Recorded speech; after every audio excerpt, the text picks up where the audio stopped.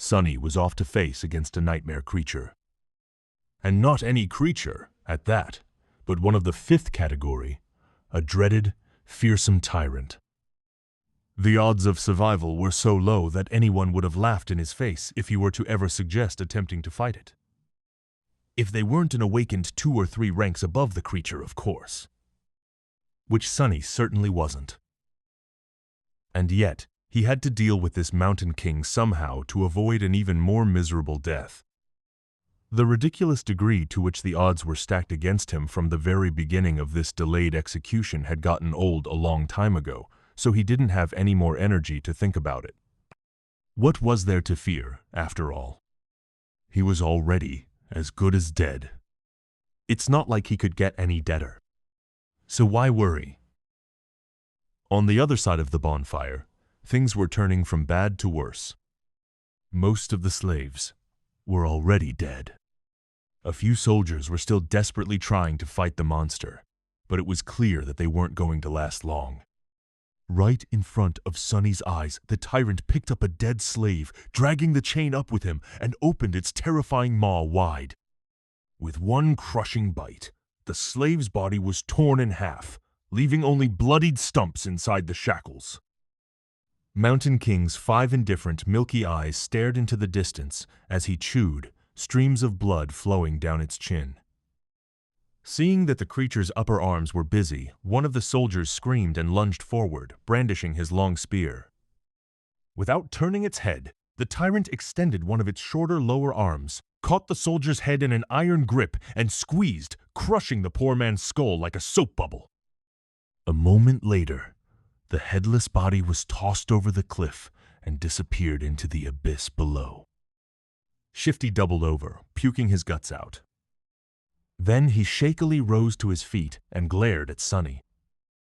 Well, we've taken a look, now what? Sonny did not answer, pensively observing the tyrant with his head slightly tilted to one side. Shifty stared at him some more, then turned to Scholar. I'm telling you, old man, the boy is sick in the head. How the hell can he be so calm? Shh! Lower your voice, fool. Blood drained from Shifty's face as he slapped himself, covering his mouth with both hands. Then he cast a fearful look in the direction of the tyrant. Luckily, the abomination was too busy feasting on the slaves, lucky ones who were already dead and unlucky ones who were still alive, to pay them any attention. Shifty slowly exhaled. Sonny was preoccupied with thinking, measuring his chances of survival. How do I get rid of that thing? He didn't have any special powers, nor did he have an army ready to bury the tyrant under a mountain of bodies. He didn't even have a weapon to at least scratch the damn bastard. Sonny moved his gaze and looked past the creature, into the endless darkness of the moonless sky. As he was watching the night, a bright flash streaked in the air and collided with one of the tyrant's arms, bursting into a rain of sparks. The young soldier, Sonny's heroic liberator, had just tossed a burning piece of wood at the monster and was now defiantly raising his sword. Face me, devil! A distraction. Just what I needed. Because there was no way for Sonny to kill the Mountain King with his own 2 hands, he had decided to enlist some help.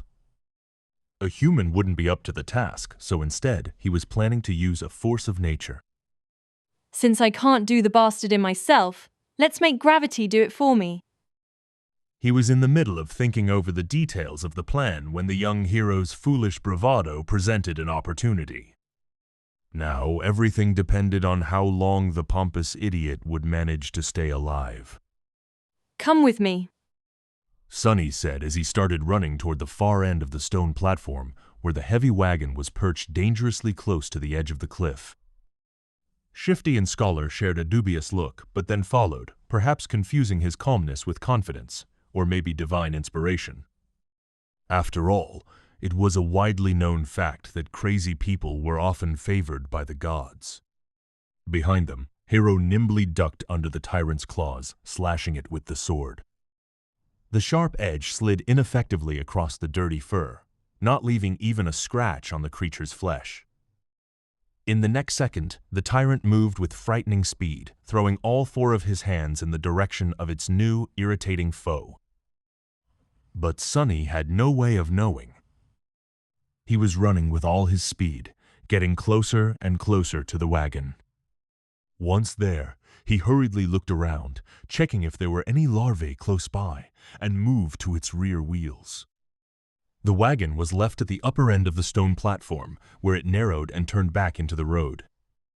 It was turned sideways to block the wind, with its front facing the mountain wall and its back facing the cliff. There were two large wooden wedges placed under the rear wheels to prevent the wagon from rolling backward. Sonny turned to his companions and pointed at the wedges. When I tell you, remove both of them. Then push. Understand? What? Why? Shifty stared at him with a dumbfounded expression on his face. Scholar just looked at the wedges, and then at the tyrant. Hero, miraculously, was still alive. He was weaving between the creature's limbs, always just half a second away from being completely eviscerated. From time to time, his sword flashed in the air, but to no avail. Mountain King's fur was too thick and his skin too tough to be harmed by mundane weapons. There was a hint of apprehension on the young warrior's face. All the other soldiers, as far as Sonny could see, were already dead. So he really needed that one to live a little bit longer. Don't die yet, he thought. To Shifty, he simply said, You'll see. The next moment, Sonny was running again, trying to follow the chain from the brace where it was affixed to the wagon. The thing he was searching for was hard to notice due to all the bodies, blood and viscera littering the stone platform, but for once, luck was on his side. A short amount of time later, he had found what he needed, the torn end of the chain. Finding the nearest set of shackles, complete with a horribly disfigured body of a slave locked in them, Sonny plopped down on his knees and started to fumble with the key. There was a muffled scream, and with a sideways glance, he noticed Hero flying through the air, finally caught by one of the tyrant's strikes. Incredibly, the young soldier managed to land on his feet, sliding several meters across the stones. All of his limbs were still in place. There were no terrible wounds on his body either. Without skipping a beat, Hero rolled forward, picking up his sword from where it fell on the ground, and then rolled once more, this time sideways, narrowly avoiding a heavy stomp from the creature's foot. Rolling? Who the hell rolls around in this situation? Without any more time to waste, Sonny finally managed to unlock the shackles. Shaking the dead slave out of them, he then promptly locked them once again, this time around the chain itself ending up with a makeshift slipknot and a loop. Now everything depended on his resolve, hand-to-eye coordination, and luck. Turning to Shifty and Scholar, who were still waiting by the wagon, he screamed, Now! Then, picking up a sizable length of chain, Sonny stood up and faced the tyrant. Hero spared him half a glance. His eyes lingered on the chain for a moment, and then quickly followed it to the wagon. Then, without showing a hint of emotion, the young warrior doubled his efforts, drawing the creature's attention away from Sonny. So he's smart too? What a scam! Clearing his head of all unnecessary thoughts, Sonny concentrated on the weight of the chain in his hands, the distance between him and the tyrant, and his target. Time seemed to slow down a bit. Please don't miss. Gathering all of his strength, Sonny spun and threw the chain in the air, as though a fisherman casting his net. The loop opened as it flew, closing in on the position of the fight between Hero and the tyrant. Sonny's plan was to place the loop on the ground close enough to them that, once one of the tyrant's feet landed in the trap, he could pull on the chain and tighten it around the monster's ankle. But his plan failed spectacularly. Which is to say, it was literally a spectacle. In the last moment, Mountain King suddenly flinched back, and instead of falling on the ground, the chain loop landed perfectly around its neck. A second later, it tightened, acting as an iron noose. Sonny froze for a moment, not believing his eyes, and then clenched his fists, holding himself back from triumphantly shaking them in the air. Yes! He screamed inwardly. Moments later, the wagon would roll off the cliff, pulling the tyrant down with it.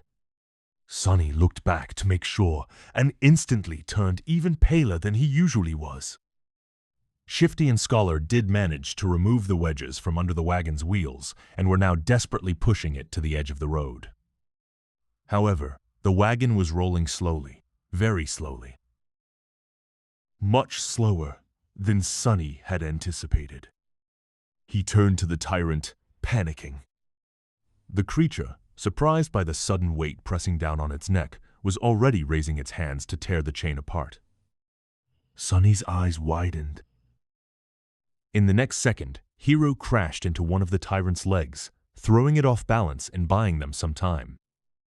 Sonny was already running to the wagon, cursing loudly in his mind. At the same time, the tyrant finally managed to get a hold of the chain tied around its neck, ready to free itself. Now, whether they lived or not was just a question of which thing would happen first.